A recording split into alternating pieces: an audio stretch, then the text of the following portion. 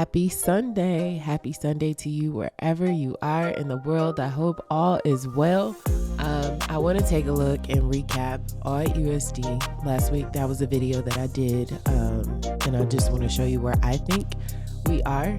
And then I want to look at USD JPY. So last week, let me zoom in. Last week, I did a video on AUD USD. And I thought we were going to be setting up for a potential buy opportunity.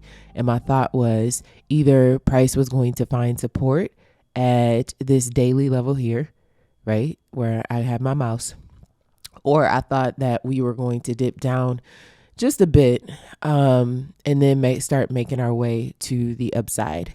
So we did get a move up. In fact, I believe it was something like 100 or just shy. No, it went all the way to 100 pips. And so now price is starting to pull back. So my sentiment is still the same. I still think that we're going to get a move to the upside. So if you look at the setup, I'm on the 4-hour. And this is the last active fib to the downside. So we have an A high, we have a B low, we have a less than a 23.6 pullback, and price stalled at the 118.127. That's kind of where we were last week, seeing if price would respect that daily support and start to make its way up for a potential deeper retracement before finishing out the sequence and hitting this 0.65263 D extension. So my sentiment is still the same. I think that price in the short term is probably going to make a move to the downside. You see, I've got my active fib. Friday, we had price push up, or Thursday. Excuse me. We had price push up to 6735, but it continually, if you go down to the lower time frame, continually found resistance and struggled to get to that level. So this is the fib that I'm looking at now. We have an A high, B low, 618 pullback. And I have this green line here because I actually entered for a sale, just a short-term sale. And I think that we're probably going to find support somewhere in the zone. I don't know if this sequence is going to complete all the way to the daily support. It very well could, but that would also mean that now we're breaking this small, counter trend line. So I'm taking profit, at the trend line. So around 666, and then just waiting and see for the setup to enter into the buy on a larger position. I've got a smaller position entering below this level. And so my plan is, though, to ride this up to 6836, which is on the 4-hour, the 38.2. And that's where I want to see price. Let me draw this out so y'all can see. I'm just moving my mouse like y'all can see what I'm talking about. I apologize. That's why I say I need like a pencil or something, but I'll use my trend lines. But I'm still planning for the move up and planning to 6836, at least to the 38.2. However, I think there's possibility that we'll probably go a little bit higher than that before we see price complete the sequence for the move down. So on the way up, once price finds support, so I wouldn't get in now.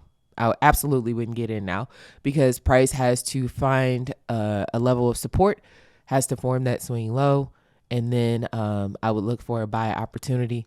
The counter trend is a 200, almost 200 pip opportunity. And then once price finds a high, and I'm not saying it's going to sell off at 38.2, but that's the only place that I'm trading it up to because it could get to this level and shoot straight down, and that's a 300 pip opportunity. So you got almost 200 pips to the upside, almost 300 pips to the downside. That's over 400 pips. You could trade this one pair and be straight, right? So AUD USD is still in play. I'm waiting for a low in order to enter another buy opportunity. I closed out when I started seeing rejection earlier this week. And so now I'm waiting for another opportunity to get into the buy. All right, so that's AUD USD. Now I want to take a look at, I'm going to do a deeper dive into USD JPY. Somebody asked me, like, is this your favorite pair? I don't have a favorite pair. I like all the pairs. I think all the pairs give me the opportunity to earn and learn. So, yeah, I like them all. But I'm going to walk through USD JPY step by step. If you don't know like what I explained and it sounds foreign to you about the 23.6 and the 118, 127, I encourage you to sign up for my no-cost mini course. In it, I break down, if you haven't figured out already, I am a Fibonacci trader. And this system is what I used that allowed me to become a funded trader with the fibers. I'm going to do a whole video on that, but it allowed me to become a funded trader with the fibers. Fibonacci has been what I've studied for the past 6 years, and it's proven to be very profitable in a very simple way for me to learn to mark up the chart. So I'm going to stop running my mouth. I'm going to pull up USD JPY and let's go ahead and let's get started. Okay. All right. Excuse me. Whew. Lord. Okay. So I am on the monthly. For those of you guys who are new to the channel or new to me, I use Smart Trader. TradingView is great, but Smart Trader gives me some extra tools that really helps me have an edge in the market.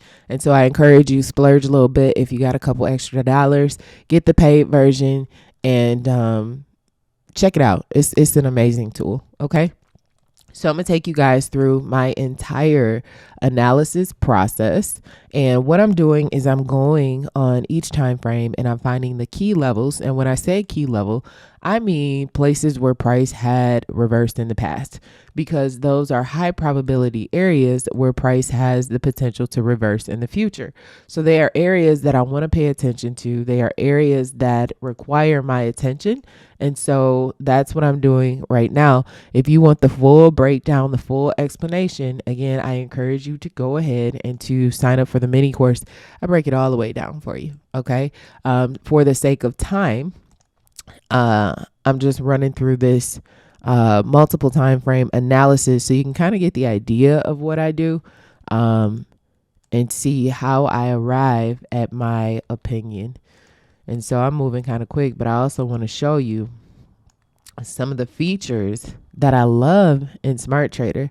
It really puts me in a position to be able to quickly and efficiently get through these charts, because I mark up a lot of charts, guys. I don't show you guys all of the videos because what's the point?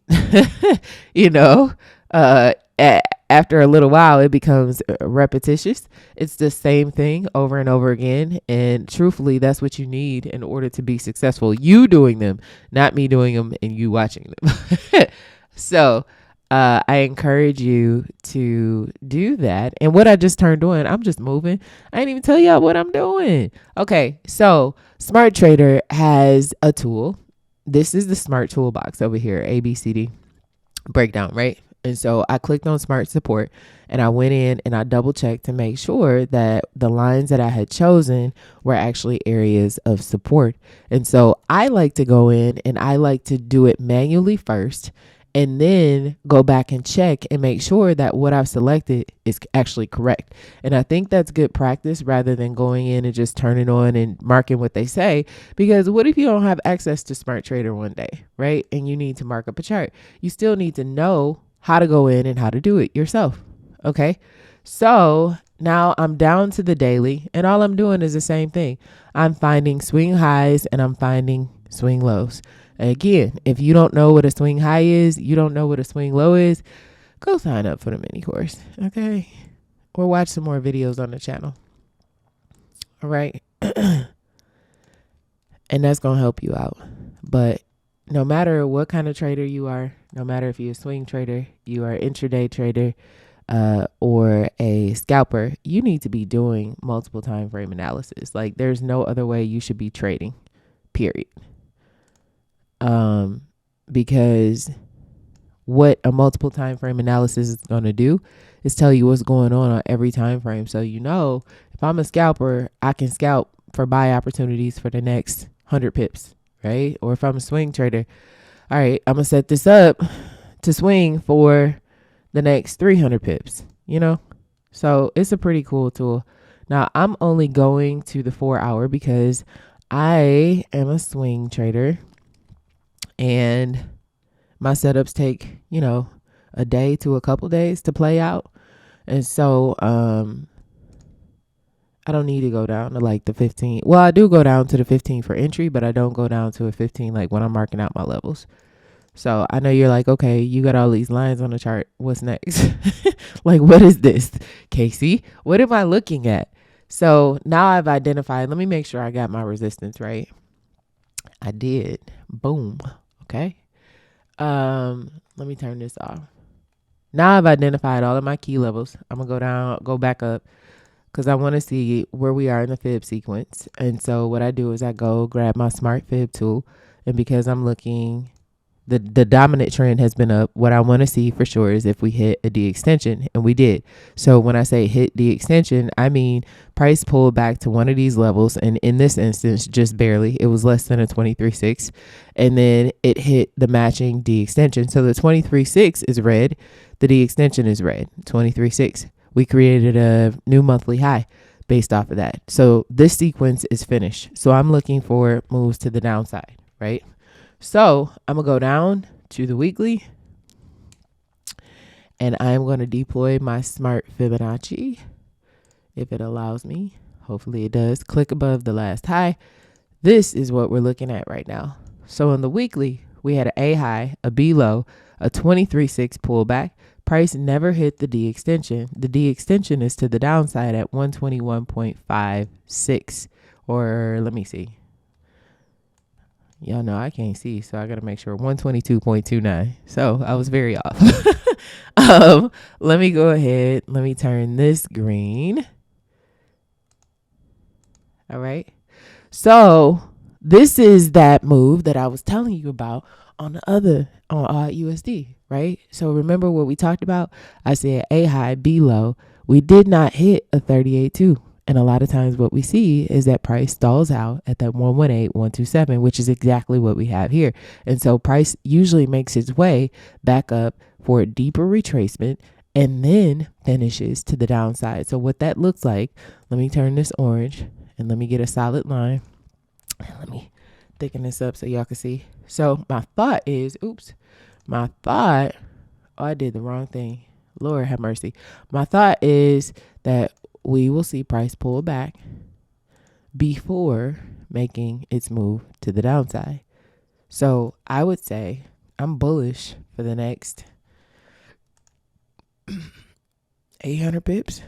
This is on the weekly though, so that could mean a lot of movement on those lower time frames in different directions. It doesn't mean, you could enter a small position and just ride it all up, but be prepared to sit there and watch things fluctuate. I wouldn't recommend it.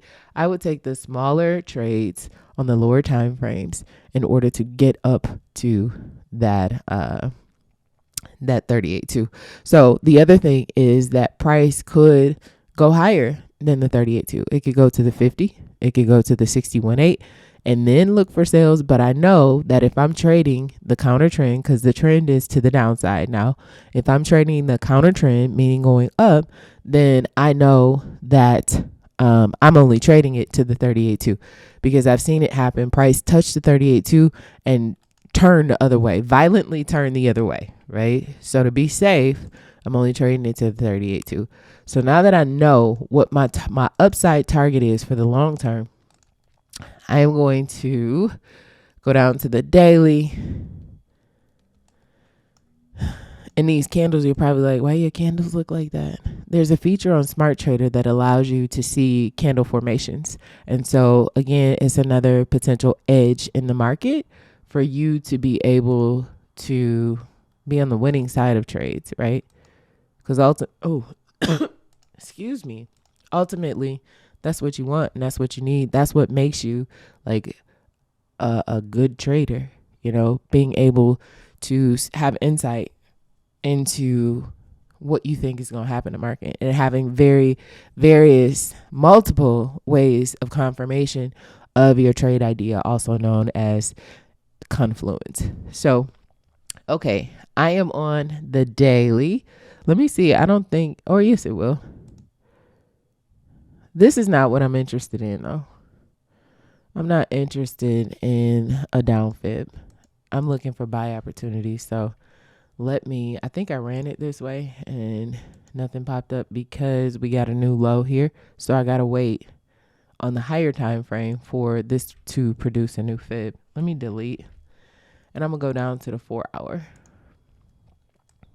and then now I'm gonna deploy a fib. This is the active fib. Okay, so we have a 4 hour, what was resistance is now support. On the 4 hour, price is just pulling back. Excuse me. But the next target is right around 135.55. That's on the 4. Let me see what's on the 1.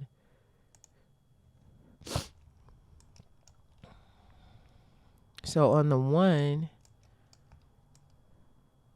oh, we had another low. So let me delete this and let me, what? So on the 1, the target is, and I can't see what this is in between here, 133.711. So before you get to 135, you would have to get to 133.711. But what I think is about to happen, price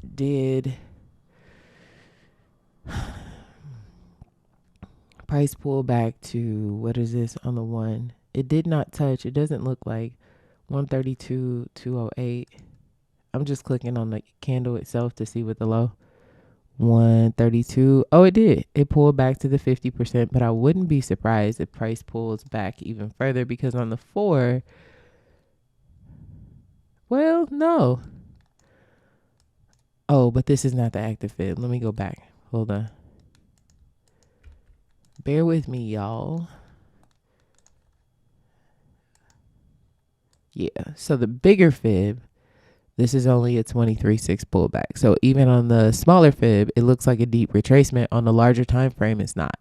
So like the ideal place to enter a trade is down in these green areas. So I would be looking for buy opportunity somewhere around here. Now, if price breaks that 4 hour level, which it could possibly, I don't know if that's the case, but you got a 4 hour level of support though. Let me go back. Yeah, this used to be support back here. So I could see price either finding support at this 4 hour level and then continuing to the upside, or we could see price make a deeper retracement, which I don't see, but it could happen unless I'm missing something, which is quite possible. But looking at structure, I'm going to get rid of this. Looking at structure, this was a past level of resistance, and price may very well come back and test this lower level before starting to make its move to the upside. So my entry levels, like I might put a small position in for a buy here, but I think I'm more interested in that deeper retracement. I think that's what I think. And then I'd be in that buy for the 4 hour target, which was what did I say? 135.20 something. Yeah, 135.55. So this is what I see on USD JPY. Let me know what you're thinking in the comments. I appreciate you guys for watching the video. If it was at all helpful, go ahead, give it a thumbs up. If you are not a subscriber to the channel, I encourage you to go ahead and subscribe today. I put out content weekly, and I have a really exciting video coming up regarding the Fivers getting funded, all that good stuff. So be on the lookout for that in the next couple of weeks.